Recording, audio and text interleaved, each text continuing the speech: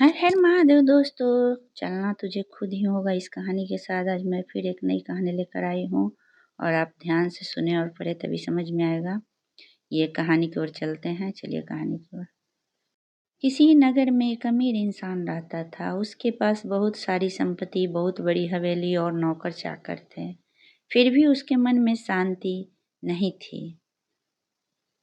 एक दिन किसी ने उसे बताया कि पास के इलाके में एक साधु रहते हैं। वे लोगों को ऐसी सिद्धि देते हैं जिससे मनचाही चीजें मिल जाती हैं। वह अमीर आदमी उस साधु के पास गया और उसे प्रणाम करके बोला, महाराज, मैं पास पैसे की कमी नहीं है, पर मेरा मन बहुत अशांत रहता है। आप कुछ ऐसा उपाय दीजिए कि मेरी अशांति दूर हो जाए। सेठ ने सोचा कि साधु बाबा उसे कोई ताबीज दे देंगे या कुछ और दे देंगे जिससे उसकी इच्छा पूरी हो जाएगी, लेकिन साधु ने ऐसा कुछ भी नहीं किया। अगले दिन उन्होंने सेठ को धूप में बैठाए रखा और स्वयं अपनी कुटिया के अंदर छांव में जाकर चैन से बैठ गए। गर्मी के दिन थे। सेठ का बुरा हाल हो गया। उसको बहुत गुस्सा आया और वह उसे चुपचाप पी गया। दूसरे दिन साधु ने कहा, आज तुम्हें दिन भर खाना नहीं मिलेगा। भूख के मारे दिन भर सेठ के पेट में चूहे कूदते रहे। अन्न का एक दाना भी उसके मुंह में नहीं गया।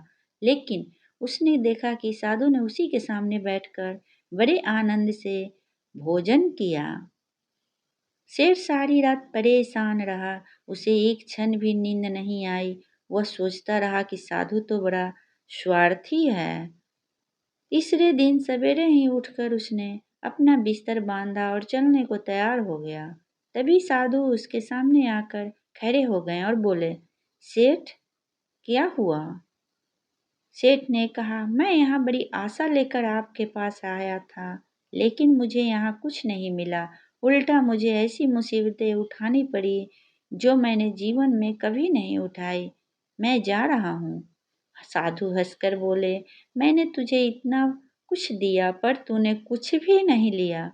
सेठ ने आश्चर्य से साधु की ओर देखा और बोला, आपने तो मुझे कुछ भी नहीं दिया।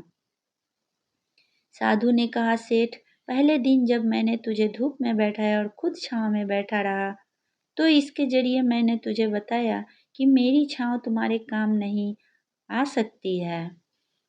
जब मेरी बात तुम्हारी समझ में नहीं आई तो दूसरे दिन मैंने तुझे भूखा रखा और खूब खूब अच्छी तरह से खाना खाया।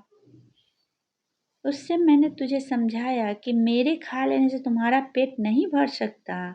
सेठ, याद रखो, मेरी साधना से तुझे सिद्धि नहीं मिलेगी। अध्यात्म एक ऐसी राह है जहाँ मंजिल तक पहुँचने के लिए खुद ही यात्रा करनी पड़ती है। मैं तुझे राह बता सकता हूँ, लेकिन चलना तुझे खुद ही होगा। धन तूने खुद अपने पुरुषार्थ से कमाया है और शांति भी तुझे अपने ही पुरुषार्थ से मिलेगी। सेठ की आंखें खुल गई और उसे अपनी मंजिल तक पहुँचने का रास्ता मिल गया। तो बोलिए ओम नमः शिवाय।